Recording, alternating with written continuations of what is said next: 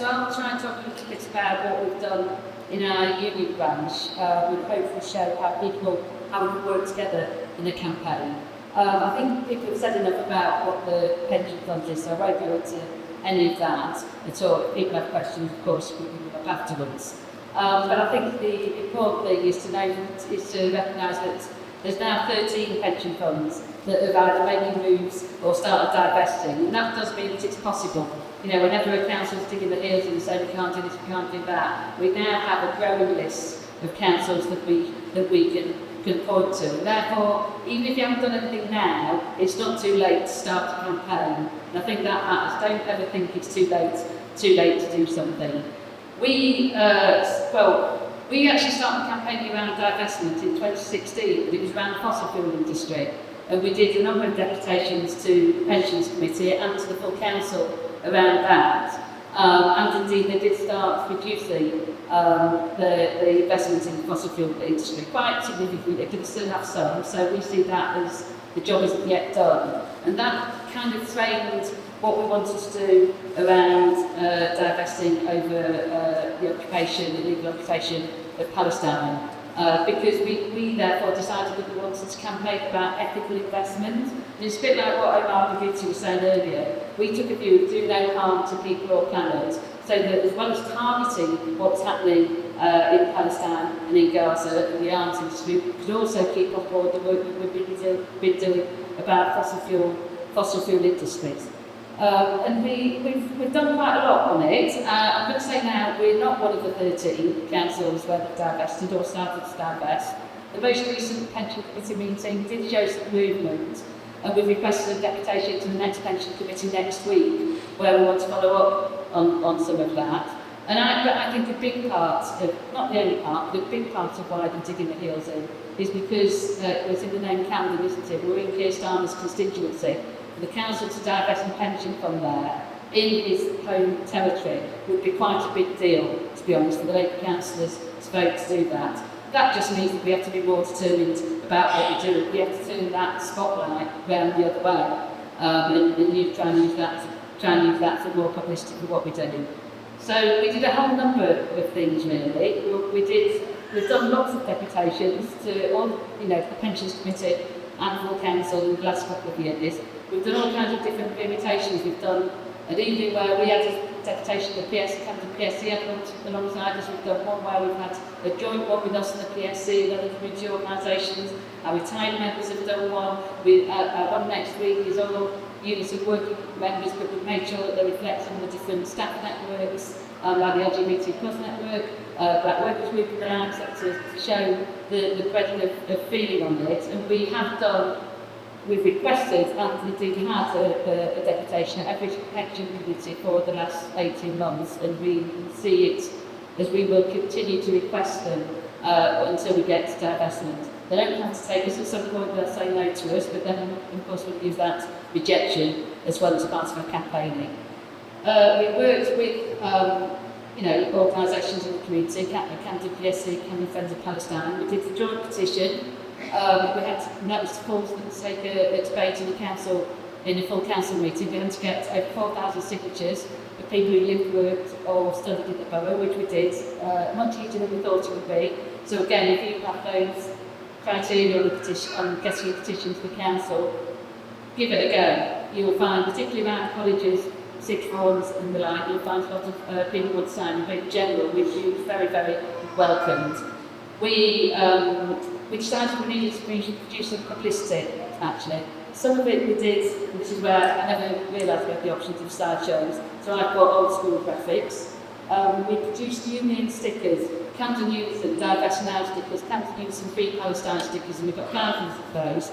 And we're encouraging members to wear them, to have them on their laptops, on their RD passes, anywhere they can put it, so that people will see what side you're on. That made us think as well, though, and we wanted to make sure that we took our members with us when we were doing the campaigning, because we didn't want to have a point where we were arguing that everybody wanted it, and then some councils turned around and said, well, actually, we know that's not the case, so how can we prove it?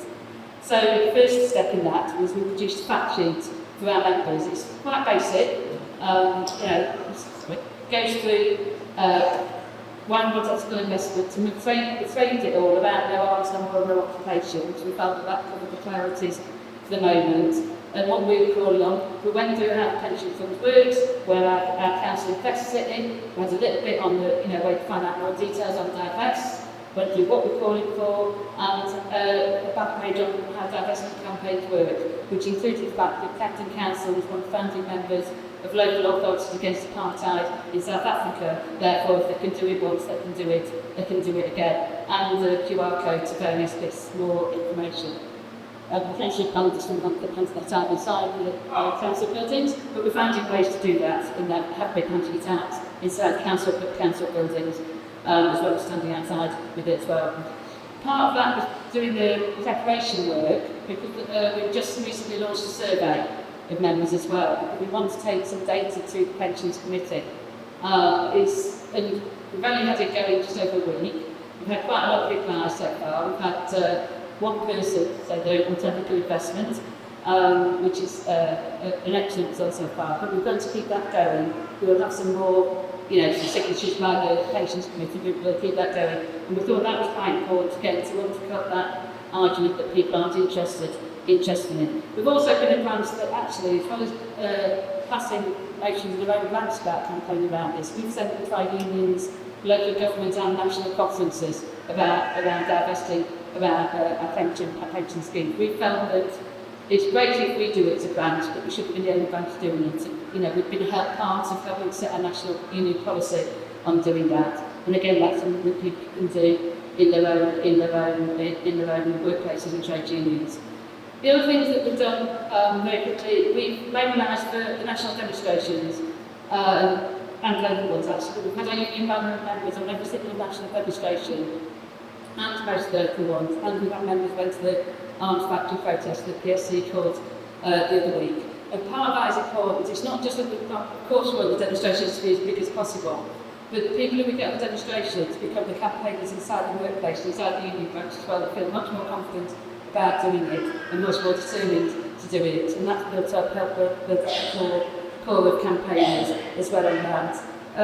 The workplace days of action that backed by the TUC, we've taken part in those, and we've done different things on different ones. Earlier people were talking about tech companies.